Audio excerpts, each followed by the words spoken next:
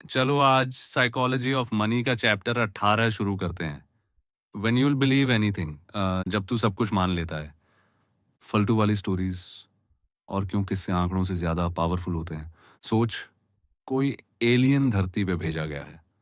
उसका काम है हमारी इकॉनमी पे नजर रखना। वो न्यूयॉर्क सिटी के ऊपर मंडरा रहा है। 2007 से 2009 तक इकोनॉमी का हाल चेक करने। 2007 न्यू ईयर ईव पे टाइम्स स्क्वायर के ऊपर हवर करता है।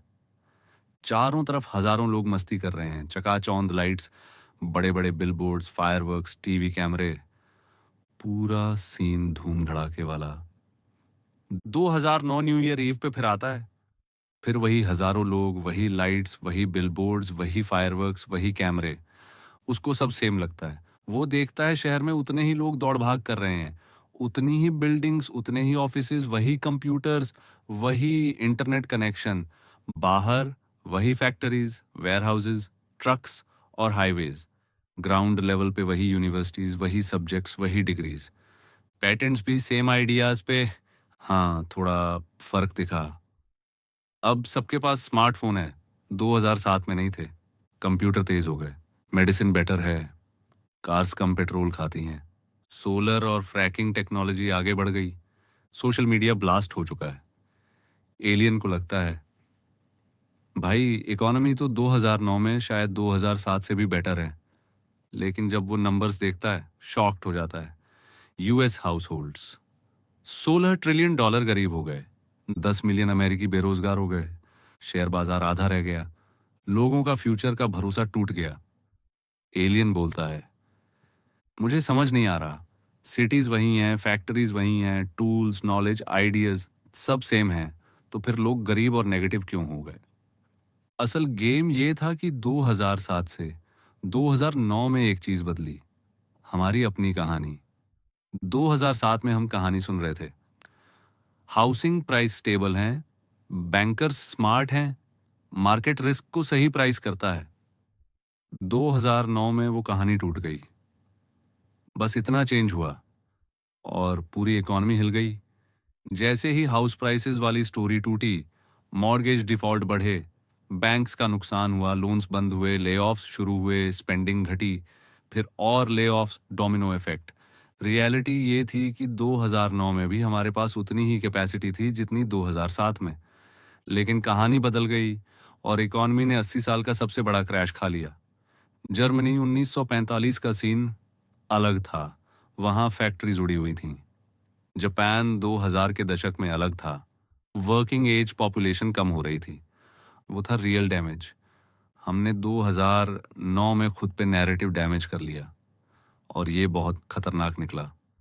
क्योंकि इकोनॉमी चलती है कहानियों पे, कहानियां ही फ्यूल हैं या फिर ब्रेक। अब पर्सनल लेवल पे दो बातें याद रख। एक, जितना तू किसी चीज को सच मानना चाहता है, उतना तू फेक स्टोरीज पे यकीन करने लगेगा। Documentary how to live forever में एक 100 साल बूढ़ी औरत से पूछा गया, तेरी जिंदगी का सबसे खुशहाल दिन कौन सा था? उसने बोला, आर्मिस्टिस डे, 1918, वर्ल्ड वॉर 1 का अंत। क्योंकि उसे लगा अब कभी युद्ध नहीं होगा। लेकिन 21 साल बाद दूसरी विश्व युद्ध आ गया और 7.5 करोड़ लोग मर गए। मतलब हम बहुत चीजों को सिर्फ इसलिए सच मान लेते हैं क्योंकि हम डेस्परेटली चाहते हैं कि वो सच हो। मैं इसे बोलता हूं अपीलिंग फिक्शंस। और फाइनेंस में ये बहुत असर डालते हैं। एग्जाम्पल देख, यमन का एक आदमी, अली हजाजी, उसके बेटे को बुखार था। गांव वालों ने बोला, जलती हुई लकड़ी की नोक सीने में घुसा दो, बीमारी निकल जाएगी। उसने मान लिया। बाद में बोला, जब पैसा नहीं हो और बेटा बीमार हो तब आदमी कुछ भी मान लेता है। हिस्ट्री में भी लोग ऐसे ही मानते आए।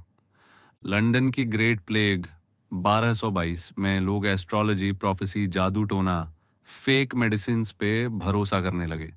पोस्टर्स पे लिखा होता था, guaranteed pills against plague, never failing protection, air cleaning medicine. 18 महीने में लंदन की एक चौथाई पॉपुलेशन मर गई। जब स्टेक्स इतने बड़े हों आदमी कुछ भी मान लेता है। और फाइनेंस में भी ऐसा ही होता है। लोग टीवी वाले स्टॉक एक्सपर्ट्स की बात क्यों सुनते हैं? क्योंकि स्टेक्स हाई हैं।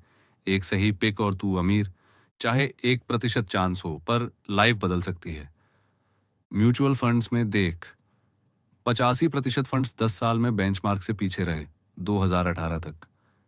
इतना खराब रिकॉर्ड होने के बाद भी $5 ट्रिलियन वहां इन्वेस्ट है। तो क्यों? क्योंकि लोग चाहते हैं नेक्स्ट वॉरेन बफेट के साथ पैसा लगाएंगे। बर्नी माडोफ की पोंजी स्कीम देख, रिटर्न सस्पिशियस थे, इन्फो नहीं मिलती थी, फिर भी बिलियंस इन्वेस्ट हुए क्योंकि उसने कहानी अच्छी सुनाई और लोग बिलीव करना चाहते थे। असली लेसन, फाइनेंस में सबसे बड़ा हथियार है room for error, margin of safety. जितना बड़ा गैप होगा तेरी चाहत वाली सच्चाई और जरूरी सच्चाई में, उतना तू बचा रहेगा अपीलिंग फिक्शन से।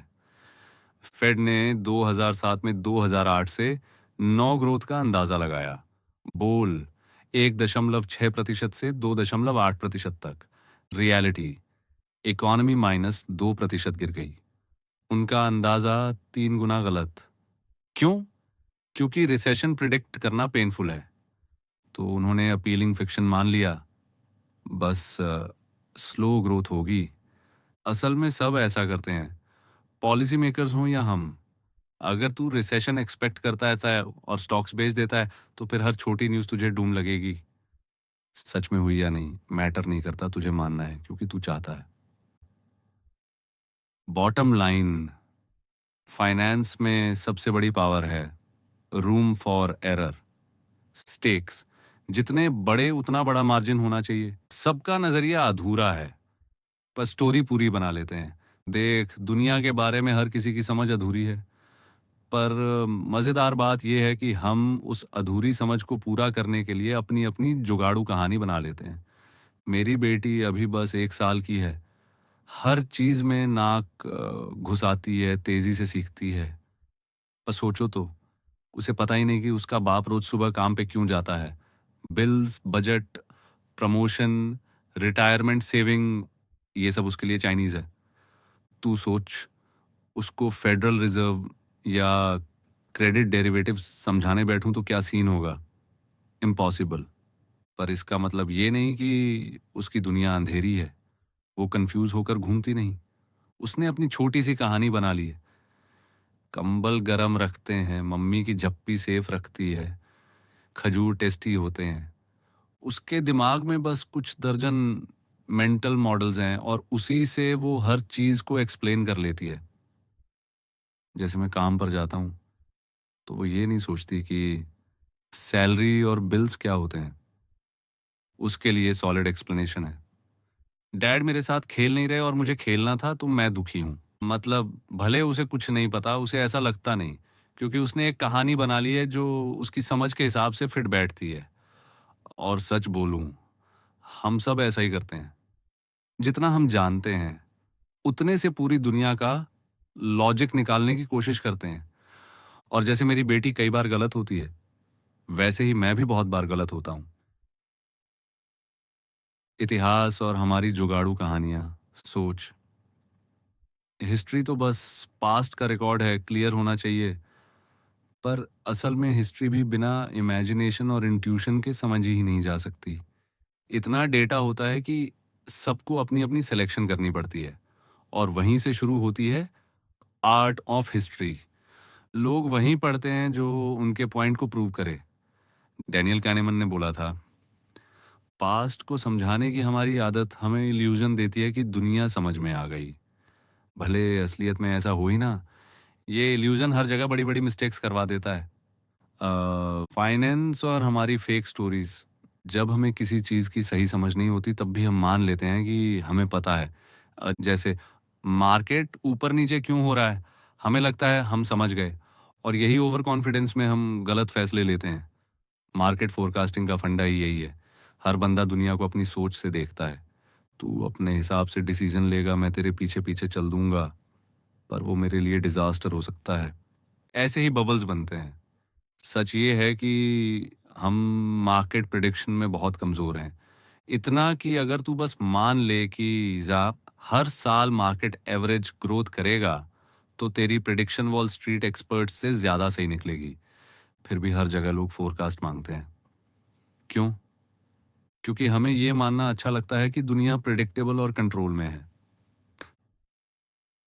एनएसए बनाम फाइनेंस। देख, एनएसए ने एक स्पेसक्राफ्ट भेजा था प्लूटो तक।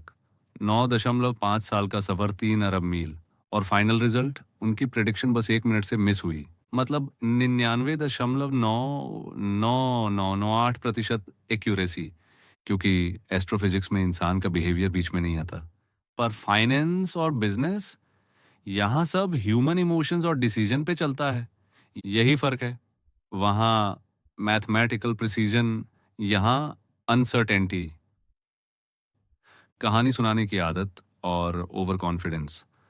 कानीमन ने बोला था, प्लानिंग करते समय हम बस अपना ही प्लान और अपनी ही स्किल देखते हैं। लक का रोल भूल जाते हैं। जो पता है उसी पे फोकस, जो नहीं पता उसे इग्नोर। और इसीलिए हम अपने आइडियाज पर ओवर कॉन्फिडेंट हो जाते हैं। उदाहरण, स्टार्टअप फाउंडर्स, उनसे पूछो, तेरी कंपनी का फ्यूचर कितना तेरे कंट्रोल में है? जवाब आता है सा 80% से ज्यादा। पर रियलिटी ये है कि उतना ही रोल मार्केट और कॉम्पिटिटर्स का भी होता है। पर इंसान नेचुरली वही देखता है जो उसके कंट्रोल में है। हम सब वही एलियन हैं। हम सब अपनी अपनी छोटी स्टोरी बना लेते हैं और उसी से दुनिया समझते हैं। हम कंफ्यूज होकर नहीं जी सकते। सोच, अगर हर सुबह उठते ही लगे कि कुछ समझ नहीं आ रहा तो जिंदगी कटेगी कैसे? पर असली सीन ये है, हम सब उस एलियन जैसे हैं जो धरती पे उड़ रहा है और सोच रहा है कि सब समझ गया। पर असल में उसे लोगों के दिमाग में चल रही कहानियों का कुछ भी आइडिया नहीं। वो एलियन अक्ष हम सब। तो अब अगले टॉपिक के लिए वीडियो को लाइक और कमेंट कीजिए और चैनल को सब्सक्राइब करके बेल आइकन को ऑन कर दीजिए।